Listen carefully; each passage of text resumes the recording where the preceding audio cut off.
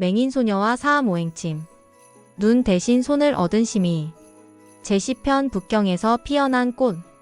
2004년 봄 혜연은 사암과 함께 북경행 비행기에 몸을 맡겼다.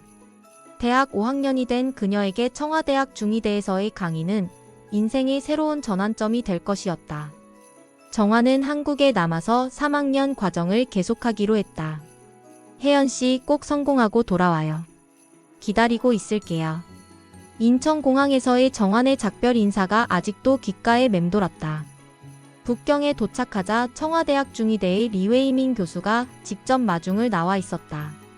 50대의 리 교수는 중국에서도 손꼽히는 친구학 전문가였다. 사암 선생님 그리고 왕혜연 선생님 환영합니다. 리 교수의 정중한 인사에 혜연은 약간 당황했다. 자신을 선생님이라고 부르는 것이 어색했다. 저는 아직 학생인데요. 아닙니다. 실력으로 보면 이미 훌륭한 의사십니다. 리 교수는 혜연의 논문과 임상 사례들을 미리 검토한 상태였다. 특히 사암침법을 이용한 치료 성과에 크게 감명받았다고 했다. 청와대학은 상상했던 것보다 훨씬 웅장했다. 캠퍼스를 걸으며 사암이 설명해 주었다. 이곳은 중국 최고의 명문대학이야. 특히 중위대는 전통의학 연구의 메카지. 네가 여기서 강의한다는 것은 대단한 일이야. 숙소로 안내받은 곳은 외국인 교수를 위한 게스트하우스였다. 혜연은 자신만의 방을 배정받았는데 방 안에는 점자로 된 중국어 안내서와 각종 편의시설이 준비되어 있었다. 내일부터 본격적인 일정이 시작될 거야. 먼저 중위대 교수들과 간담회를 갖고 그 다음 주부터 강의를 시작하게 돼. 다음 날 아침 혜연은 사암과 함께 중위대 회의실로 향했다. 그곳에는 20여 명의 교수들이 모여 있었다. 모두 중국 전통의학계의 거장들이었다. 여러분 소개해드리겠습니다.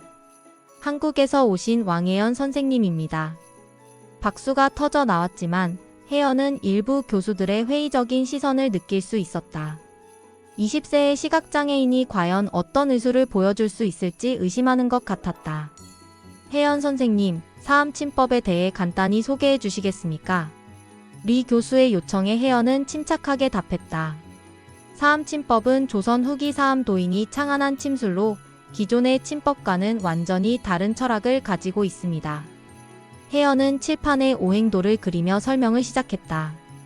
비록 눈으로 볼 수는 없었지만 손의 감각으로 정확한 위치에 그림을 그려나갔다. 기존 침법이 증상에 따라 혈자리를 선택하는 것과 달리 사암침법은 환자의 체질과 병리 상태를 오행의 관점에서 분석해서 근본 원인을 치료합니다. 구체적인 예를 들어주실 수 있나요?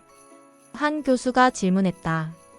예를 들어 불면증 환자가 있다고 하면 기존 침법은 신문이나 인당 같은 안신 혈자리를 주로 사용합니다.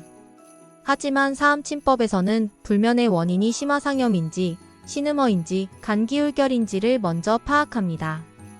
혜연은 각각의 경우에 따른 치료법을 설명했다. 심화상염이면 심화사간목법을, 신음어면 신수보심화법을, 간기울결이면 간목사심화법을 사용합니다. 같은 불면증이라도 원인에 따라 완전히 다른 치료를 하는 것이죠. 교수들은 감탄했다. 이론적 설명이 매우 체계적이고 논리적이었다. 그런데 어떻게 그런 감별 진단을 하십니까? 맥진과 문진 그리고 혜연은 잠시 망설이다가 말했다.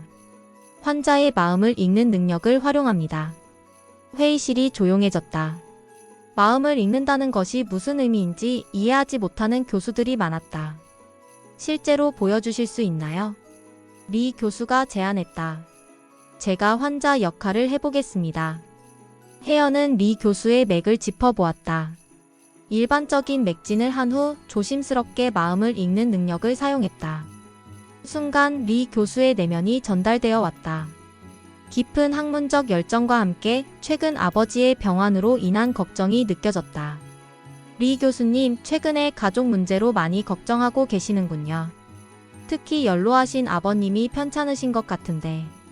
리 교수는 깜짝 놀랐다. 어떻게? 아무에게도 말하지 않았는데. 맥에서 느껴졌습니다. 걱정으로 인해 감기가 울결되어 있고 그로 인해 소화도 잘 안 되고 계시죠? 맞습니다. 정확해요. 다른 교수들도 놀라움을 감추지 못했다. 단순한 맥진으로 그런 것까지 알 수 있다는 것이 신기했다. 이것이 바로 심의의 진수입니다. 사암이 설명했다. 몸의 병은 마음의 병에서 시작됩니다. 마음을 치료하지 않고는 진정한 치유가 불가능합니다. 일주일 후 본격적인 강의가 시작되었다. 처음에는 10여 명의 교수들만 참석했지만 소문이 퍼지면서 점점 더 많은 사람들이 참석했다. 오늘은 사암침법의 보사법에 대해 설명하겠습니다. 혜연은 침의 자입 깊이와 방향, 염전 횟수에 따라 보법과 사법을 구분한다고 설명했다. 보법은 천지인 3제에 맞춰 3분, 6분, 9분의 깊이로 자입하고 우전 9회, 좌전 6회를 시행합니다. 사법은 그 반대로 좌전 9회, 우전 6회를 시행하죠. 실습 시간에는 실제 환자를 모시고 시연을 했다. 10년째 만성 관절염으로 고생하던 60대 여성 환자였다. 혜연은 환자의 맥을 확인하고 복잡한 계산을 거쳐 간신족신법을 선택했다. 이분은 신호로 인해 간양 상황이 된 상태입니다. 신음을 보하고 간양을 내려야 합니다. 혜연은 태계, 복류의 복법을 태충 행간의 사법을 적용했다. 침을 놓는 동안 환자는 따뜻한 기운이 온몸으로 퍼지는 것을 느꼈다. 30분 후 침을 빼자 놀라운 일이 일어났다.